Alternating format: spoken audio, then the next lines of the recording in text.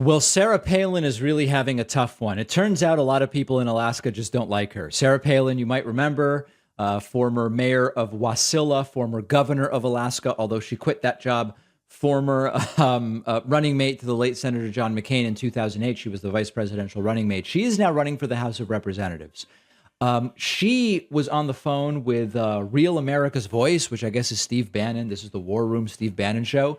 And she is very triggered that her fellow Republican, Lisa Murkowski from Alaska, is supporting Palin's Democratic opponent. And you really do love to see it. It's quite a rare thing. Here she is complaining to Steve Bannon, they won't help me.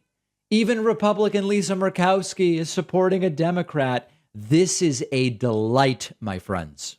The big bucks that are coming in to say Lisa Murkowski's race for senator, even though she's not a Republican. She actually is. Announced the other day she's not voting for me in my race. She's not voting for the Republican Party. She's actually literally announcing that she's voting for the Democrat in my congressional race so that I don't win. That's what I'm up against. Yeah. Well, listen, it is a delight. It's rare for a sitting Republican to back any Democrat. And in particular, when you're a sitting Republican, as is Murkowski, who is up for re-election in 2 weeks, and she's supporting the Democrat in that race, Mary Peltola, Lisa Murkowski cannot stand Sarah Palin. That's what's going on. Palin quit halfway through her term as governor of Alaska. It rubbed tons of Alaskans the wrong way. They don't like a quitter. Lisa Murkowski doesn't like a quitter. And Lisa Murkowski, I mean, listen, it's sort of like the Susan Collins thing, right? Lisa Murkowski will sometimes say slightly more sane things than many other Republicans. At the end of the day, she mostly still votes with Republicans. But okay, she doesn't like Palin and she's not voting for Palin. And Palin seems to be losing very, very badly. There's a new article from the Bipartisan Report from a few weeks ago. And it has the latest polling data. And the key paragraph is this one. Peltola starts in round one because they have ranked choice voting in Alaska. Peltola starts in round one, meaning initial results with almost a majority.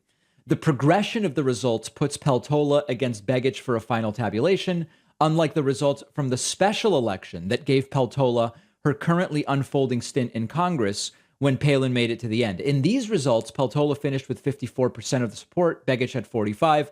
Eliminating Begich before the final round instead of Palin still show Republicans losing, with Peltola nabbing 56% of support. There evidently wasn't enough crossover among the Republicans' supporters on either side.